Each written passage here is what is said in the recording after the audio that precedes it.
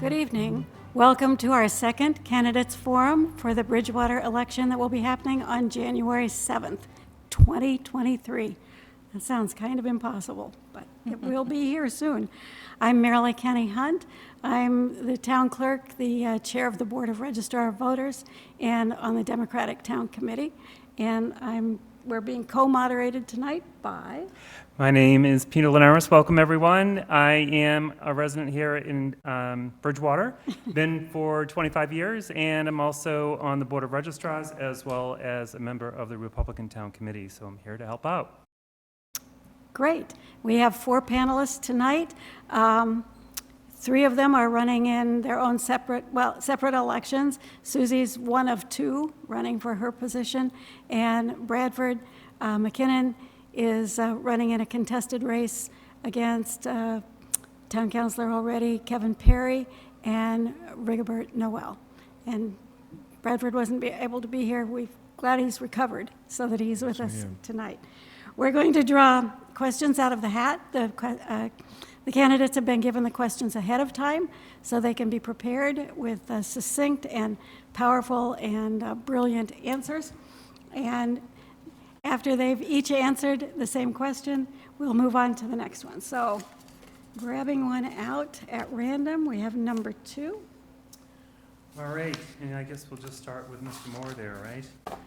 All right, so Mr. Moore, citizens regularly complain because the town council does not respond to questions or concerns expressed during citizens forum or citizens comments.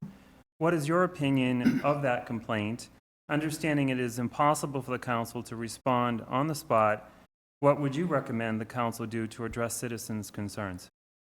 Sure. So I think there are a couple things. I think the first biggest challenge with being able to respond in an actual meeting setting is there's something called open meeting law, and within the boundaries of open meeting law, it limits what we can discuss, especially if it wasn't put on an agenda. So often when somebody comes to a council meeting or a public meeting and they present information and they're looking for feedback, by law, the board that they're presenting to can't give feedback.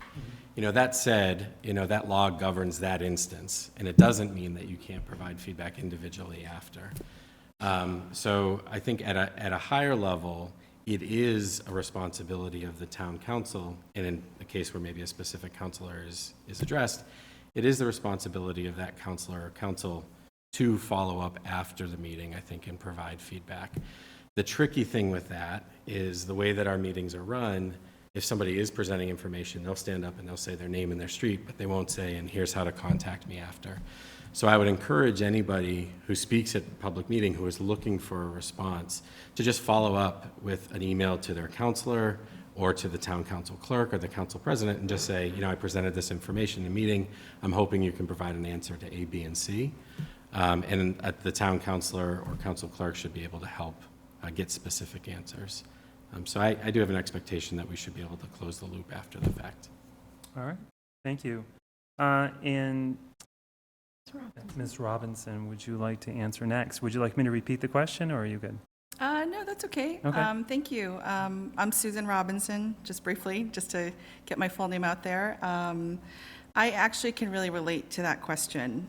Before I got involved with volunteering locally in government and just in general paying attention to what was going on in our town, I was definitely one of those folks that was like, why can't people speak? Why can't we all just show up at these meetings and just have a discussion with these leaders, whether it was the school committee, I've been to a couple of those meetings, some of the town council meetings, and I think it was so helpful getting involved directly myself. It can actually feel really overwhelming and a bit of a mystery in understanding how local government works. And I will confess, I was somebody who was like that before I got involved. So as you can tell, I have a little bit of a message of like, just pay attention and ask how things work. I think that's the first step to encourage folks. I'm a marketing professional by trade, and so communications is a huge part of my job. I'm literally paid to be a communicator, so that's something that I'll definitely be bringing into my role as a counselor in looking for ways to effectively communicate. I am big into digital marketing, so of course, I have a Facebook page. I think that that's a great opportunity. We have a lot of residents who are involved on our Bridgewater Residents page and other Facebook groups. I think that the town can, of course, our administrative teams can also help us in terms of amplifying, there's certain things that need to be, of course, legally and publicly posted, and there's a lot of different ways to continue to foster communication. So I definitely think, recommend, like, just ask, how does it work first? And then, get in touch. I think Eric made some obviously solid points, as he's already a counselor and knows how this all works. That was something that was definitely a learning curve, but, it's something that I'll be embracing to make sure that we can improve on for folks. All right, thank you, Ms. Robinson. All right, Mr. Chase, are you good, or would you like me to repeat the question?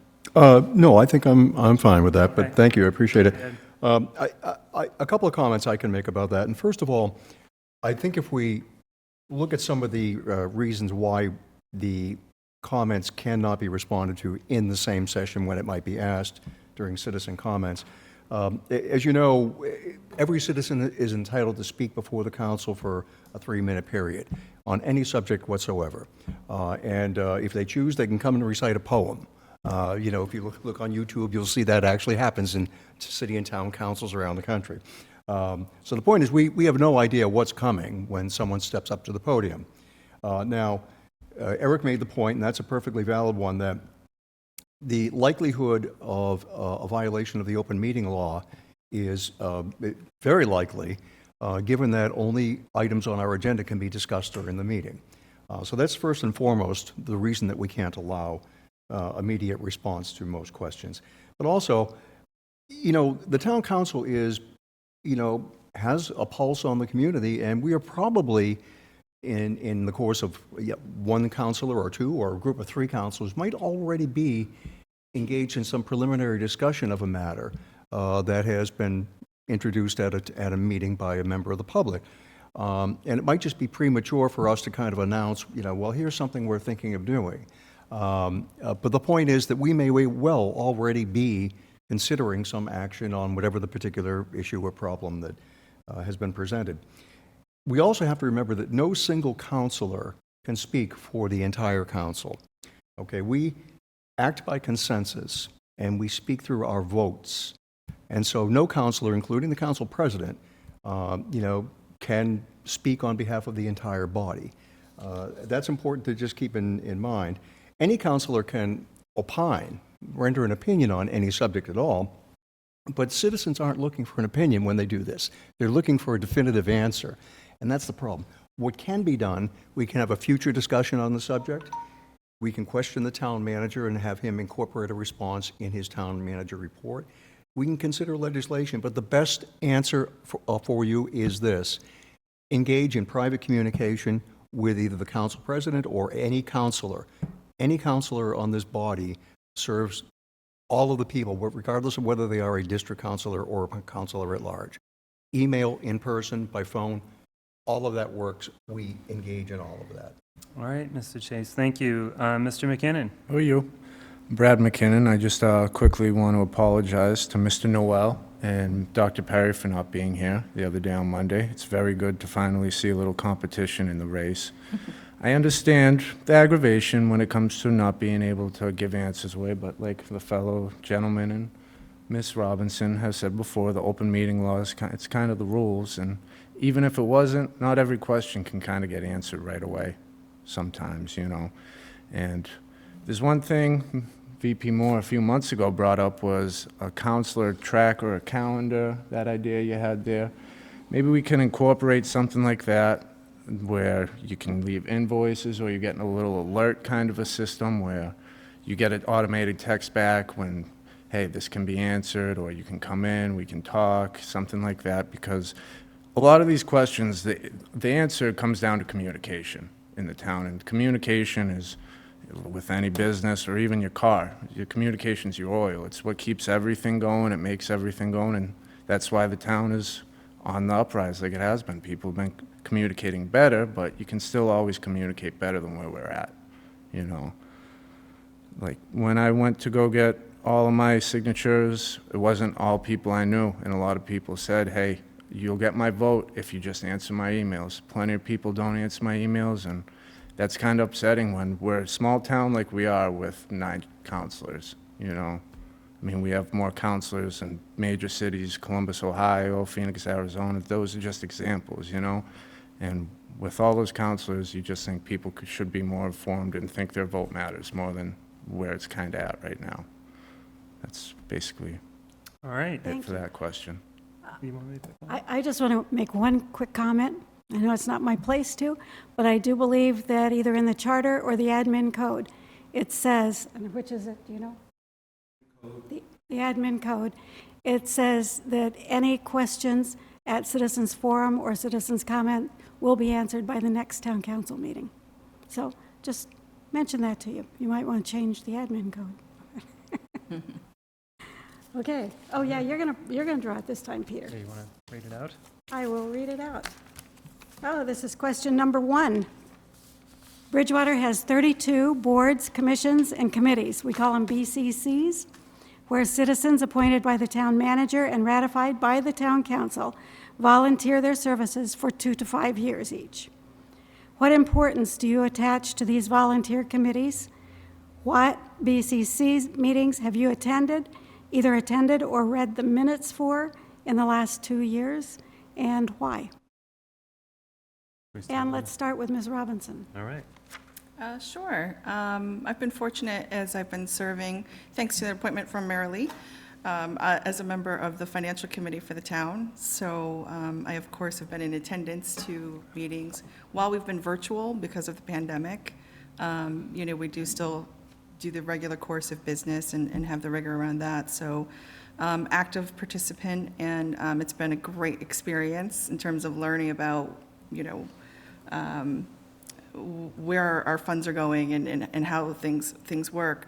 These different boards and committees are so vitally important. And so, you know, I think for me personally, it was great to get that exposure. And then that led to me participating in the ad hoc master plan committee for a short time.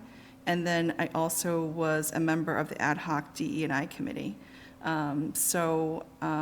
You know, I think, like I said, just being fortunate in a position of being able to actively participate has been really helpful. And just being able to talk to other members from other committees as well, to just kind of get a sense of, you know, what do you all talk about and how different they are or how similar. So know some folks over in planning and zoning and with the cultural council. And, you know, we are the sum of all parts. We have to have everybody communicating and working together to get anything done, really. We're not like a normal corporation where there's one person just governing us all. It's sort of like there is that aspect of like we need to also be accountable for ourselves within these committees to work collaboratively. So it's really, really essential. Thank you. All right. Mr. Chase. Thank you. I would first draw a little bit of a distinction between 2 groups of committees, boards, commissions. Firstly, there are advisory committees of the town. And so, for example, the recently established Tree Committee is one, Diversity, Equity, Inclusion, and Belonging Committee, the Citizen Advisory Committee, the Open Space Committee. It's tremendously important that we get citizen input through each of these committee processes. What these committees do is to advise on legislation and even propose legislation for the town council to consider. And the volunteers on these committees tend to become really subject matter experts in their respective areas, all of which affords to the town and to the town council some predictability and uniformity in terms of, you know, what they have, what they inform us of, how they advise us. It's very helpful for the town council. The other group of committees and boards, I guess I'd say bodies that I would refer to other regulatory bodies.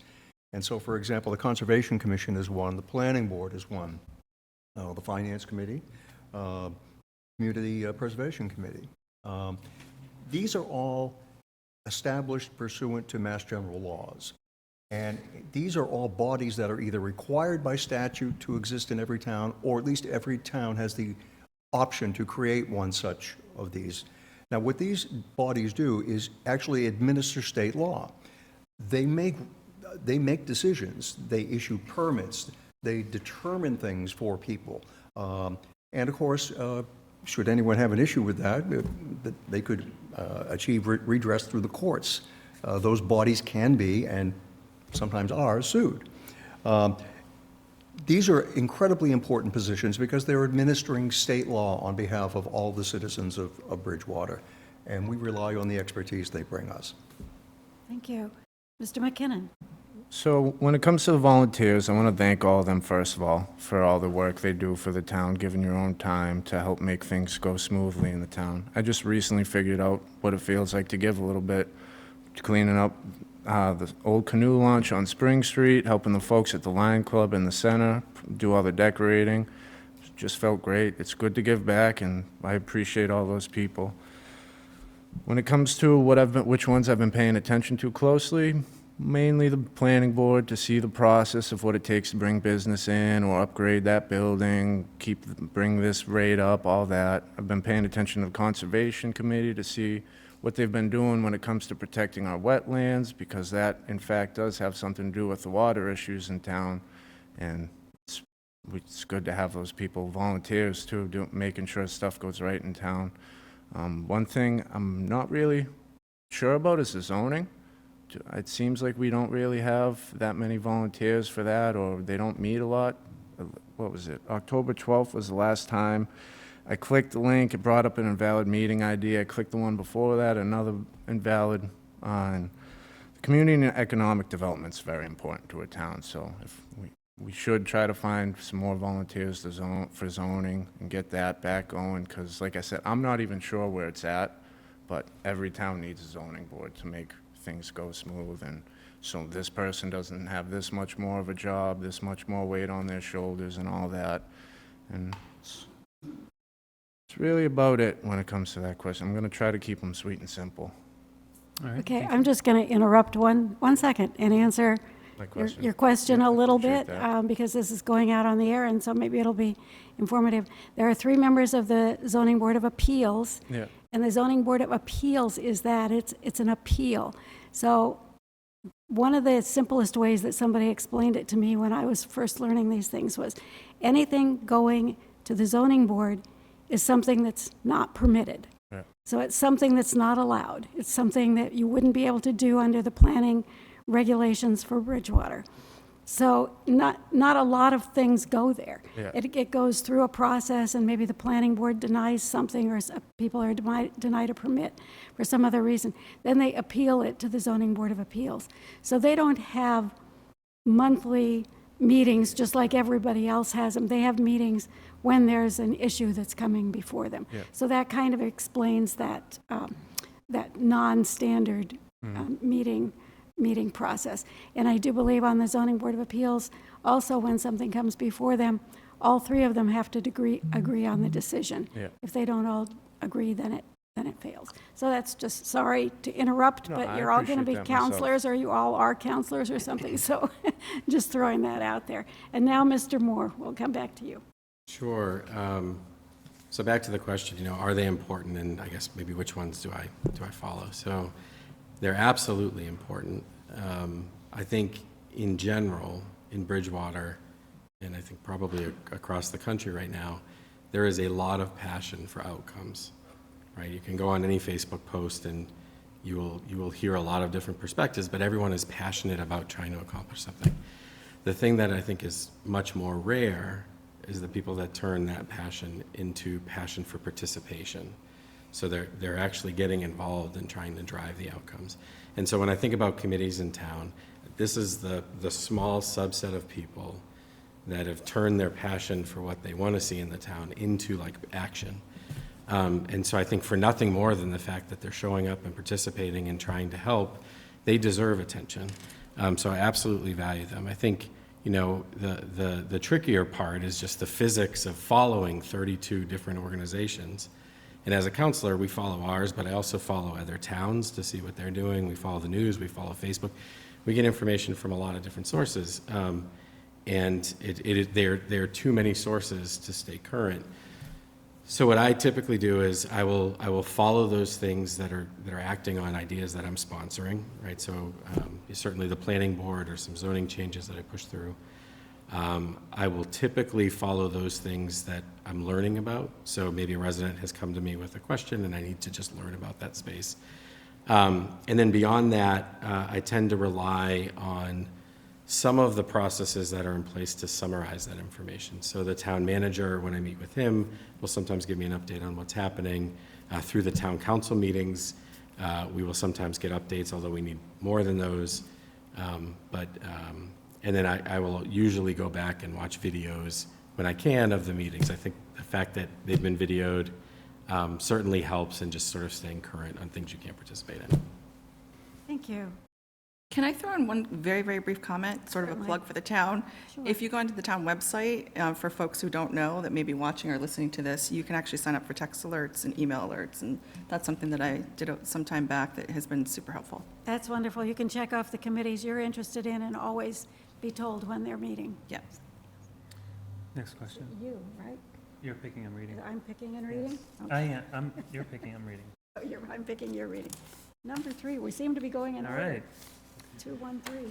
Number 3, so the administrative code requires the town clerk, energy committee, community preservation committee, and library board of trustees to report annually to the town council, yet the council rarely, if ever, schedules or requests those meetings. Do you think it is necessary for the council to hear from that office and those committees? In general, as a counselor, how would you ensure communication between all town departments, BCCs, and the council? And I guess we'll start with Mr. Chase this time. Okay, I thank you. Well, I'd say, first of all, it is a two-way street, actually. And not only does the committees that you've mentioned need to rely on an invitation from the council, but they understand that they are free to approach the council at virtually any time they need and to get on the agenda and to make a presentation on whatever subject matter they choose. Now, in fact, Mr. McKenna did mention the strategic planning calendar, which just 24 hours ago the town council approved. And that's an item brought forward by Councilor Moore that is intended to capture on a yearly basis, a year at a glance, all the relevant dates of importance for the town council.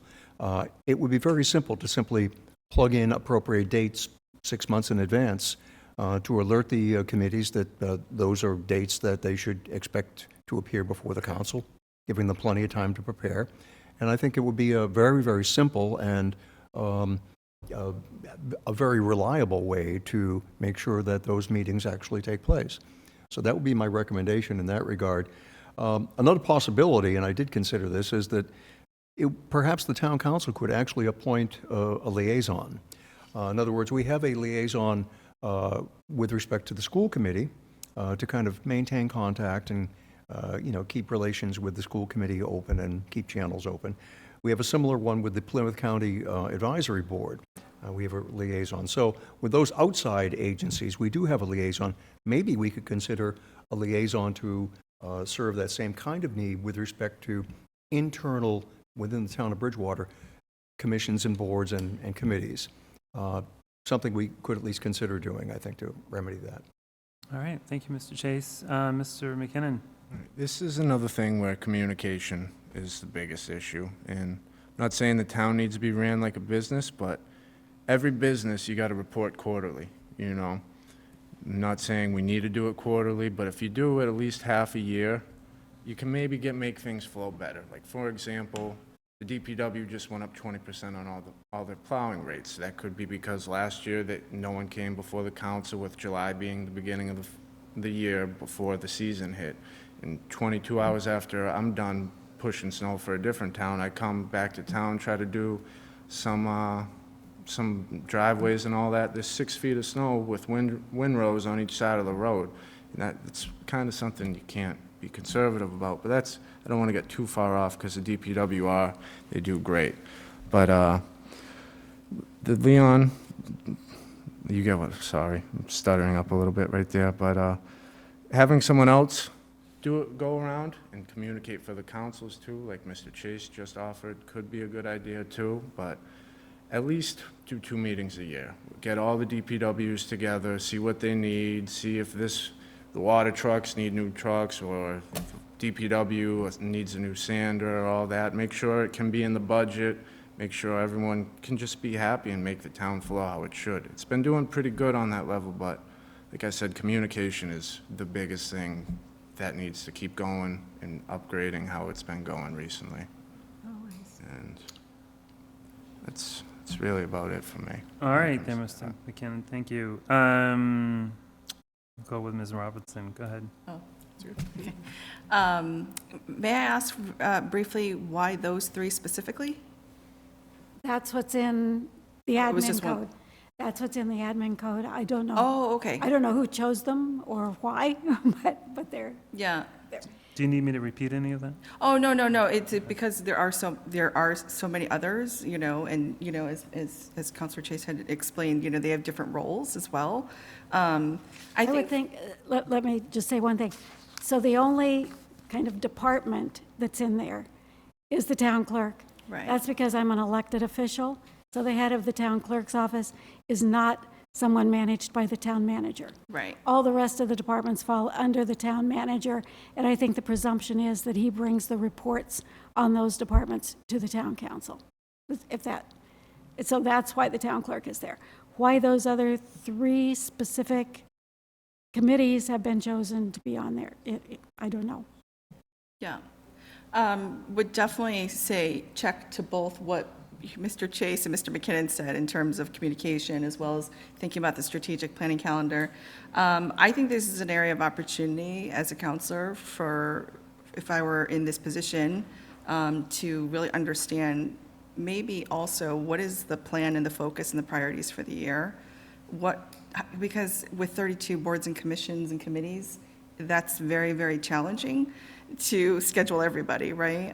So I think there's probably going to be some level of discussion around what are the priorities, what are the big focus areas that the council and the town administration are really focused on. I think that there's probably key departments or roles, like the town clerk's office, that it makes sense that should have some definite check-in point, and then, you know, maybe looking at other kind of tiers based on priority that align with plans that are of the biggest importance for the year. That's kind of maybe where I would start as a first pass. All right. Thank you, Mr. Moore. Sure. So I think we heard 3 great answers that maybe I can build on a few of them. I think the strategic planning calendar for me is actually a way for us to take these things that are either by code required or that we have decided are good ideas and just put them on the calendar so that we can plan for them and everyone knows that they're coming. So this specific 3, I had the same question. You know, I think all the committees, you know, warrant, you know, just communication. So these 3 in particular are in there, so they're in the strategic planning. The other things that are in the strategic planning calendar that I think could help with this, one is also, I think by our charter, we're supposed to have an annual State of the Town address that is co-chaired or provided by the town manager and the president of the town council. That's an opportunity to bring together all the committees to share, here's where we stand, here's what we accomplished, here's the goals, these are a couple of challenges that are ahead of us, and so that's something that you'll see that's planned. There's also a new thing at the end of the calendar in June for committee training. And right now it's a little open, we have to figure it out, but it is an opportunity for us after the budget's approved, after the plan for the year is put out there, to come back together and make sure all the new people that are on the committees, the new counselors maybe that were elected, come together and just kind of hear the same story to start.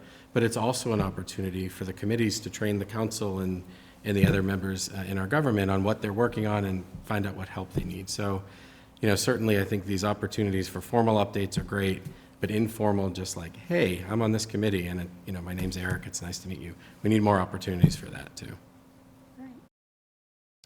Hey, thank you. You draw, Irene? There you go. Okay. Number 4, the council president assigns counselors to council committees. at the beginning of each council year. On which council committees are you interested in serving? Have you attended in-person or via Zoom meetings of any council committees in the past 2 years? Which ones and why? We can repeat it if that's too many questions. I pick someone. Starting Oh, with and me. where are we starting? here. Bradford? Okay. So I have not yet served on any town councils. A few come to mind if I were to get elected, and I'd be interested in rules and procedures, public safety, community and economic development. Those are definitely some of the good ones, but the two in particular that stand out to me are budget and finance, and the ad hoc, I believe I said that right, committee, the downtown revitalization one. I've noticed the Budget and Finance Committee makes outstanding progress in pulling the town's finances out of how bad they were. We don't need you heard the other night with Mr. Wood going over the numbers, and that just shows how good they all are. I believe you're a part of that, and even my opponent, Mr. Noel, was a part of that, so I got to tap my hat to him. The downtown revitalization, I've always loved the center. I've lived in Bridgewater my whole life. That train in the Common, every winter I'd hang out there for hours. My mom would always tell me, we gotta go, and I said, we're not going anywhere.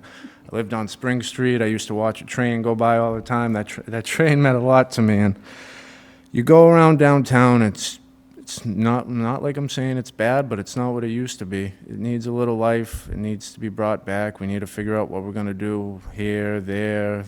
The dude who tried to put the buildings up where Friendly's used to be, that all got shut out. Now he's trying to sell it. We have a very low tax for commercial, so we really want to try to figure out how to get the downtown back booming how it was. Maybe Bob's Bowling or whatever that building used to be. Try to get that going. And they're all interesting, and they all play major roles in how the city rolls. And if I were elected, wherever I'd be appointed is where I'd serve with a smile on my face, trying to help out the town.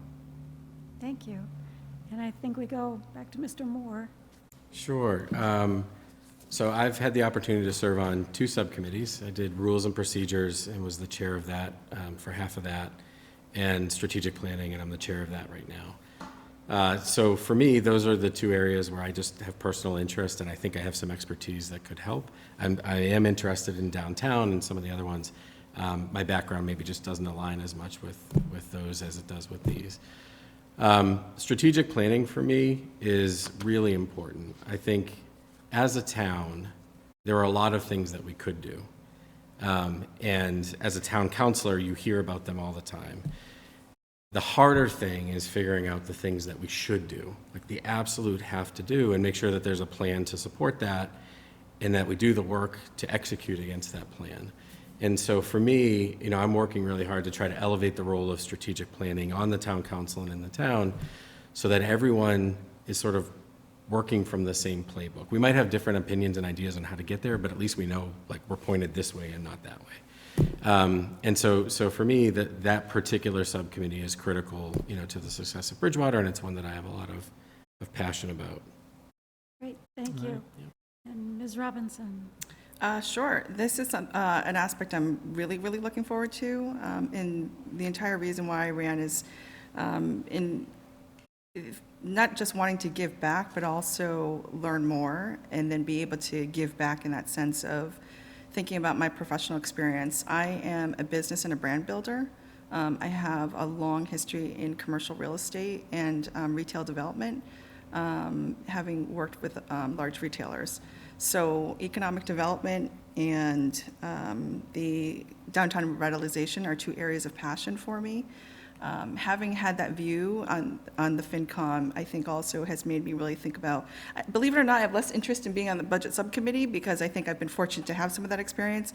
And now I want to think about how do we, for instance, diversify revenue streams here? Mr. McKinnon mentions it's not that the commercial or industrial tax rate is lower, it's equal to our residential. And it's beneficial for businesses right now because we don't have that density of like other cities and large towns, but we should look for other ways to diversify revenue streams. We can't just continually just push on smaller businesses or just maybe a couple industrial and larger commercial. So those are areas I would love to learn more about and really dig into because of, I think, my background.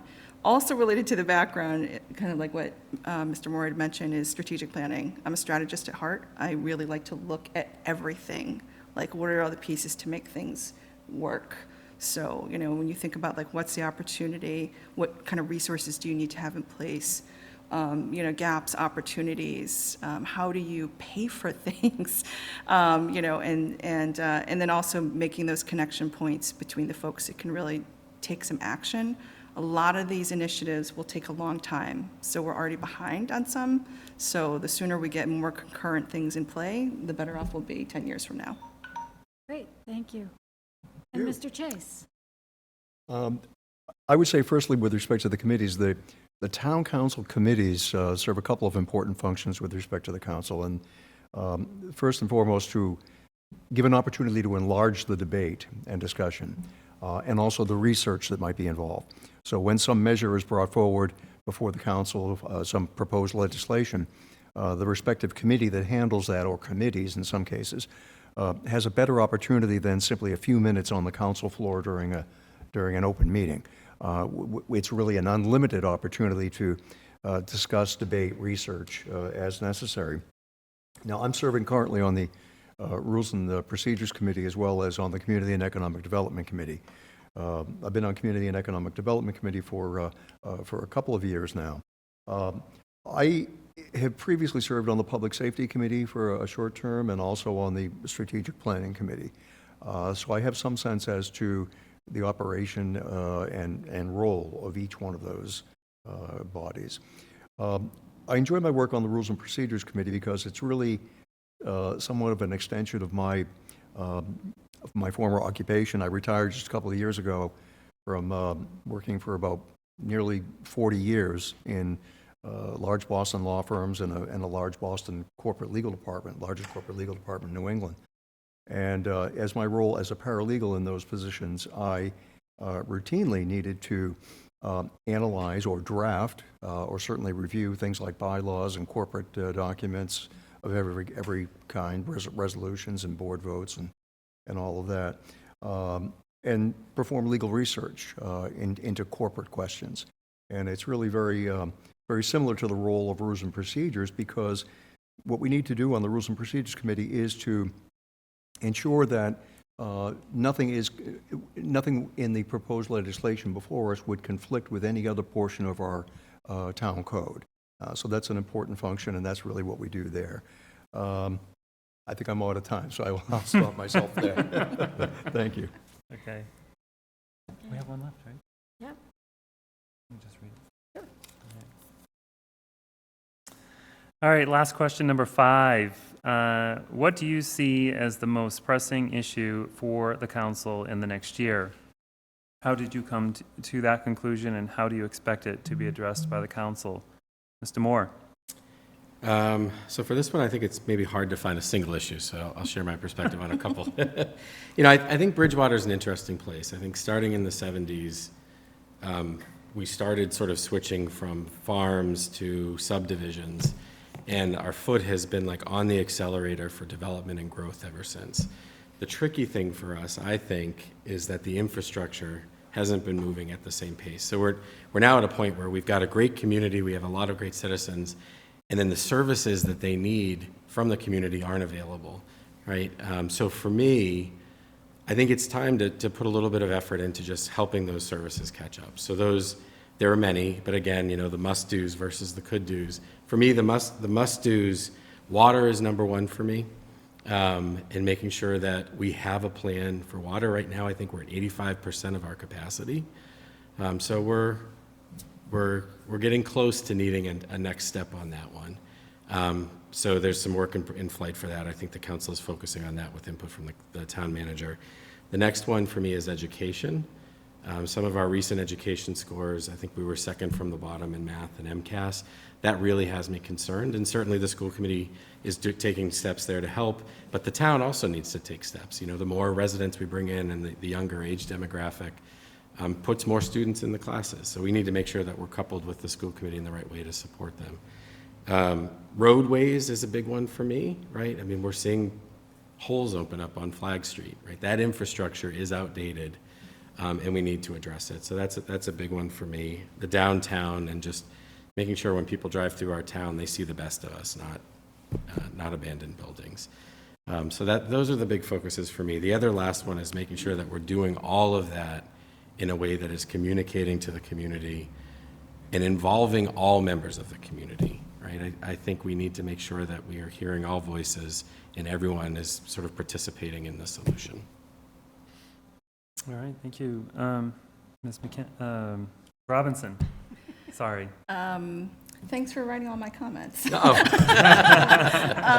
Pretty much checked everything that Mr. Morris said, and I swear we did not have a pre-conversation about any of that. So, you know, I think you probably all heard me get a little bit passionate and light up about the aspect around downtown revitalization. You know, I literally walked by foot this spring around the downtown area, and it's disheartening, because at the same time, when you step back and really think about this town, we have an immense amount of beautiful green space and land. You get a lot for your money when you buy a home here. We've got a university that has pumped out lots of successful people. We've got a commuter rail station. We've got heritage. I mean, there's so many. We even have a public golf course. I mean, so there's so many things at our advantage, and I think Eric made such a great point around the fact that, but we need to catch up services and infrastructure, right? But that's going to be really challenging if we also don't, like I said, look for different revenue streams to be able to fund that, you know, pursue additional grant funding. So, and a lot of these things will take time. So I think the revitalization, there is a master plan. We, you know, I'll be honest, I don't know exactly where it stands right now today, but I think that there's probably opportunity to keep executing against that, accelerate it if we can, so that we don't let another 10 years pass, because then that plan will be outdated and it'll be time to do another one. And I do also have to echo that sentiment about the schools. Pandemic aside, this community in 2018 actually conducted a survey, and our school district, some municipal services, and I forget what the third part was, but our school district was really rated a D. It was 68% satisfaction, and you know, there are a lot of opportunities there, and taxpayers are giving about 60% of their tax dollars to the school district. So I think that accountability, some transparency, and some help and support, and that leadership is both at the administrative level there as well as the school committee. So we don't have control over that, but we can certainly influence and continue encouraging, you know, visibility in conversations. All right, thank you. Mr. Chase. Thank you. Speaking of revenues, I do have a concern. It's really, I think, a challenge for the town going forward, and it's upon us right away. When we engage in capital projects, and I'm talking about long-term projects like the construction of a building, like the construction of the new Mitchell Elementary School, for example, we need to rely upon debt exclusion funding for that. And that's not unusual. Towns and cities and states do that all the time. What it means is that we're amortizing the expense of that project over the course of many years, probably 20, 25, 30 years. And that's appropriate because that long-term asset is going to be around for even longer than that. If you build a building, it's probably going to exist and be viable for maybe 50 years. So what we're doing is we're not pushing off the payment, but what we're doing is we're expecting the future residents, the future generation even, to contribute toward that part of the asset that they're going to benefit from. So we've already had, in 2019, the $80 million debt exclusion that was approved by the voters for the elementary school. In 2022, the voters approved a $23 million debt exclusion for the new fire station, which is on the verge of just getting in the planning stages. And this year, the voters have approved our town's contribution to the Bristol Plymouth Technical, Regional Technical High School. It's going to be to the tune of about $1 million per year to Bridgewater residents. Now, I'm not concerned about our financial wherewithal with respect to, honoring those obligations, because I know that we can do that. I know it because the bond agencies, the bond rating agencies have approved us. We have a good bond rating. We have a good financial team in place, and I know that financing those, paying for those is not going to be the issue. My issue is simply this. It's going to be challenging for the town council and the town manager to instill in the voters support for a further and maybe two more debt exclusion financings that'll go to the ballot. And I think that's going to be important for us to do. And the voters realize the importance and the benefits of that. They also have to realize the consequences if we don't approve them. And they can be dire consequences. Thank you. All right, Mr. McKinnon. There's definitely a few issues to tackle the next year for whoever the next council is. My number one thing would be uptown. You go from the Riv, walk to the town hall. There's plenty, like we've been talking about, plenty of unused properties, abandoned buildings, and just eyesores in general. Number two would have to be our infrastructure. Like Mr. Moore said, since the 70s, it used to be a farmer's town. Now just develop, and 85%, that's almost choking our water, and other towns around the Commonwealth, they'll replace their pipes. They'll at least even try to clean the pipes. I'm not saying we need to go around digging up every pipe, but maybe we can look into cleaning out the pipes. Different towns do that. It's something, if you could figure it out to make it through the budget, that's something maybe we can look at. The roads, the bridges, like Mr. Moore said, right at the Conant and Flag Street intersection not that long ago, there was a huge sinkhole just out of nowhere, and it's a lot of stuff doesn't get touched in Bridgewater when it comes to the roads and the infrastructure, and that's kind of a big issue. Number three would probably be the website. It can be a pain. It's not always updated as much as it is. I mean, as I sit here now, I'm not sure if it's because the council meetings weren't amended, but the last council meeting you can watch on the website is October 12th or 11th, whatever the date was, and not everyone knows, or you can go to BTV's YouTube and watch them from there, And what else do I have? Oh, you got the fire station, like he said. We got to get that up and going, make sure we get it all done right, on time, on budget, just get it out of the way so you stop hearing about it. And they need, that fire station right there is a little outdated. They do need it. They do. I voted yes for that. And, what else do I got? The college and the prison. We got to work on the relationships with them because there's plenty of deals that do go through where we're not on the good side. And yeah, the college will donate $55,000 here and there, but there's plenty of times where if you really pay attention, where just even the fact of them tying up our ambulances, all this stuff, there's plenty of times where the town's on the bad end of that. And if I do get elected, one thing I do plan on doing is bugging the senator. Route 18, Route 104, those are state jobs. Right up in Norwell, Hingham, that senator, Mr. O'Connor, just got $11 million for 3A. In Bridgewater, I think we got, $500,000 or something like that for sidewalks? I'm not sure if that's right. You can look it up all online, but that's just what I've seen, and that's where I'll leave it right there. All right, is that it? You all set? Yep. Okay. All right, thank you. I think that's everything. That- That's all the questions. Yeah, that's all the questions. It was fabulous. We have time for each one of you to give like a 1-minute little summary of who you are or something you didn't get to say that you wanted to say. We want to start with Mr. Moore. Sure, yeah, I can start. So maybe just a little about me for people that I haven't had the opportunity to meet. Eric Moore, I grew up in Bridgewater, went away for school, spent my early career in New York, but then came back and ultimately settled in Bridgewater again in 2006. So I'm married here. I have 2 kids in the middle school. So I love this town. I grew up in the town. The town gave me a lot as a child, and now I'm trying to, sort of get involved to give back to it.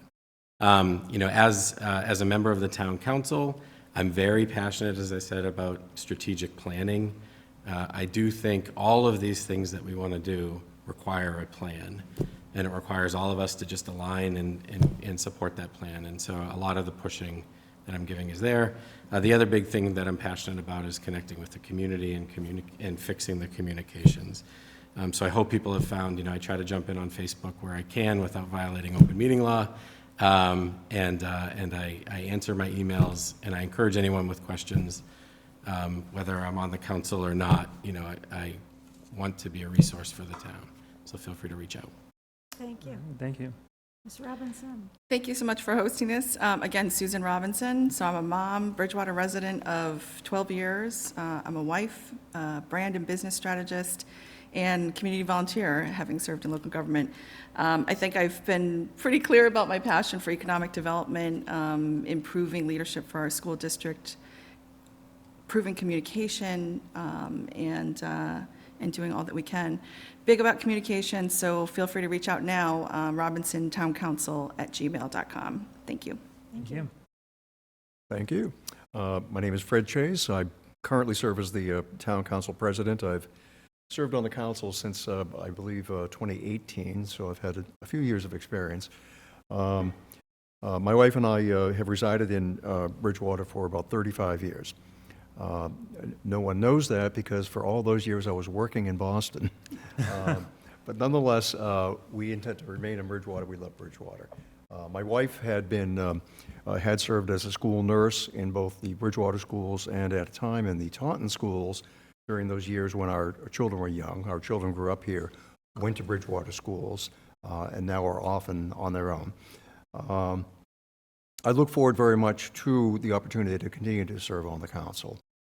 For the time being, I certainly enjoy the interaction. I enjoy the opportunity to provide some benefit, I hope, to the discussion that takes place there on a bi-weekly basis, and to support or introduce legislation that I think is important to the town. So that's my general disposition toward the council. I do remind everyone, of course, that on January 7th, we do have a special town election, which will include the election of 8 of the 9 town councilors to the town council, including everyone you see here, everyone you had seen on Monday evening here, if you watched that. And there's also a very important ballot question. It's a binding question relative to the opportunity, or I should say the option for the 2 existing marijuana dispensaries in town that have been here for 5 years to, at their choice, at their option, if they wish, to convert from medical dispensaries to the retail sale of so-called adult use, which you might call recreational marijuana. So it's an important issue. The only comment about it I would make is that I think it was, when it was introduced, I was a co-sponsor along with Councilor Wood, and I think that Councilor Wood applied to that legislation a very appropriate title, let the voters decide. And I think that's exactly what should happen with that legislation. It should have happened sometime previously, in fact. But ultimately now, the voters will have an option.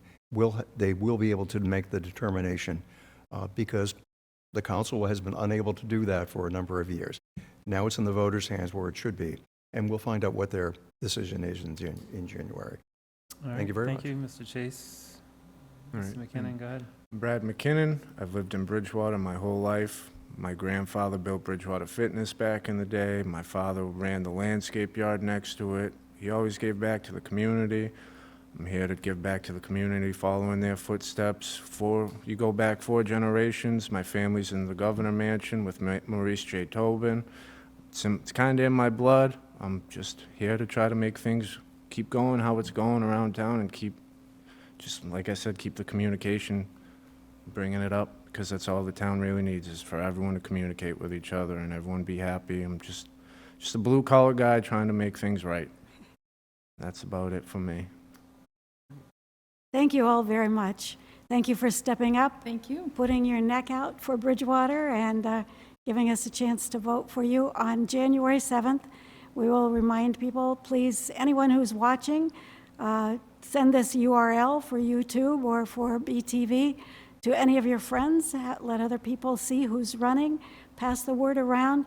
I have a personal fear that we're going to enjoy our holidays, get through the holidays, put our feet up, and sit there in our new snuggly, whatever we got for Christmas and Hanukkah and our other holidays, and forget to go vote on the 7th of January. So don't do that. Don't do that. Put a red letter on your calendar. Wake up again on January 7th and vote. Then you can take your winter's rest. Thank you all for tuning in. Thank you, Peter Linares, for being a great co-moderator. Thank you, Welcome. BTV, for all you do for the community, and thank you all for coming and being here tonight. Thank you. Thanks. Thank you.